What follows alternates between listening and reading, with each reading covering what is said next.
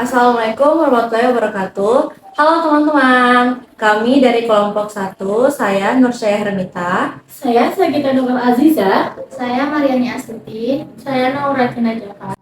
Nah, kali ini kami akan membahas tentang pendekatan dalam pendidikan anak usia dini.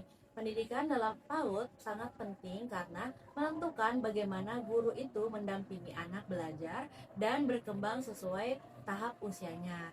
Ada banyak pendekatan, tetapi kali ini kami akan membahas 4 pendekatan utama. Yang pertama humanistik, kedua kognitivisme, ketiga konstruktivisme, dan juga behaviorisme.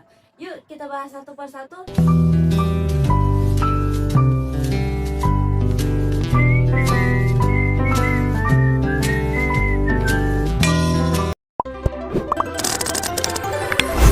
Pertama adalah pendekatan humanistik. Pendekatan ini lahir dari pemikiran tokoh-tokoh psikologi seperti Abraham Maslow dan Carl Rogers.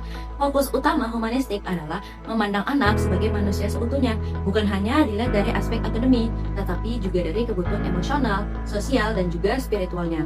Menurut Maslow sendiri, anak memiliki hierarki kebutuhan, mulai dari kebutuhan dasar seperti makan dan minum, tidur, dan juga rasa aman.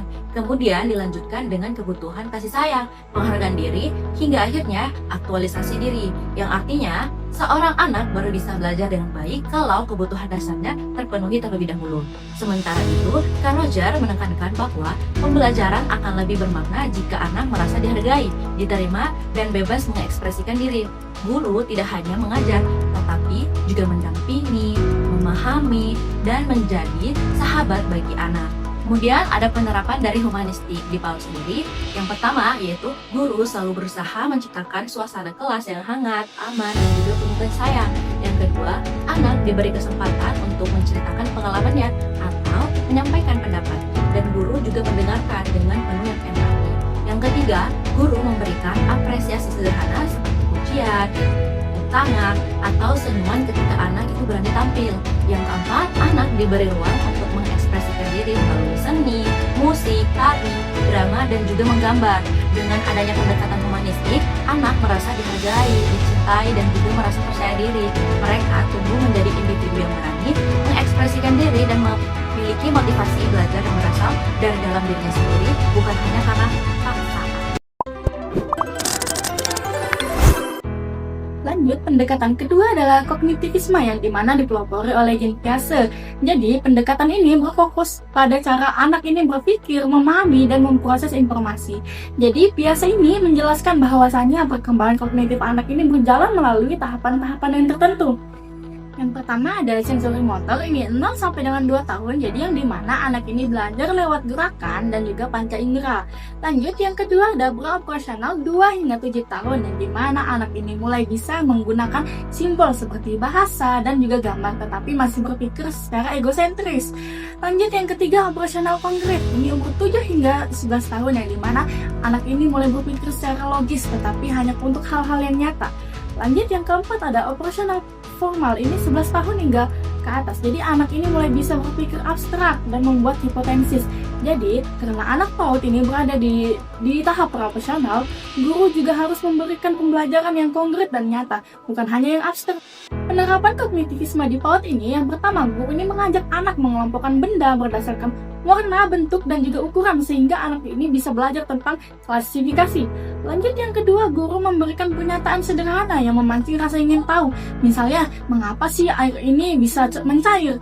Nah, jadi anak ini kemudian diajak berpikir dan menyimpulkan bahwasanya es ini mencair karena suhu ruangan yang hangat. Yang ketiga, anak belajar menghitung benda nyata seperti kelereng, buah, atau mainan yang memahami konsep angka.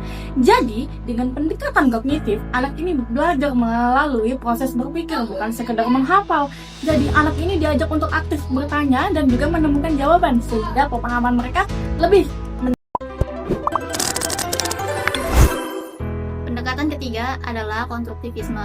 Dengan tokoh penting Jean Piaget dan Lev Vygotsky, konstruktivisme menekankan bahwa anak membangun pengetahuan sendiri melalui pengalaman nyata. Guru bukan satu-satunya sumber ilmu, tetapi fasilitator yang membantu anak belajar melewati eksperimen, eksplorasi, dan interaksi sosial. Menurut Vygotsky, anak belajar paling baik dengan zona perkembangan proksimal, yaitu kemampuan yang bisa dicapai anak dengan bantuan guru atau teman sebaya.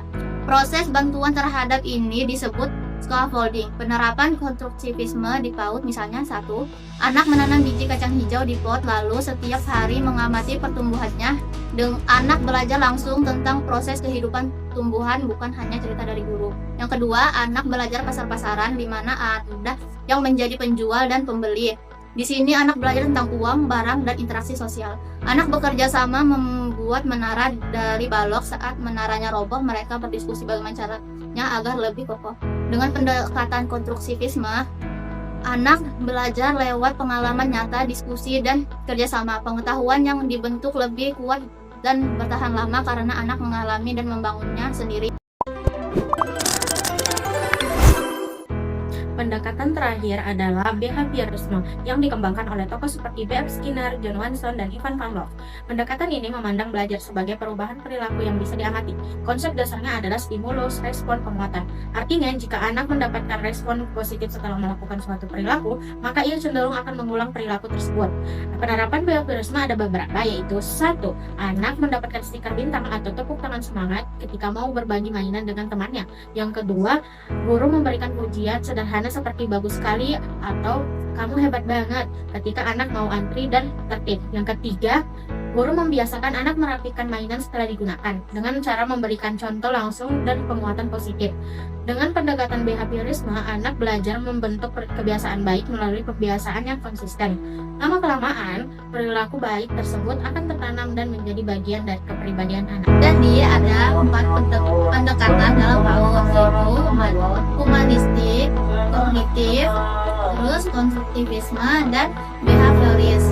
Humanistik menumbuhkan rasa aman, kasih sayang, dan kepercayaan diri anak.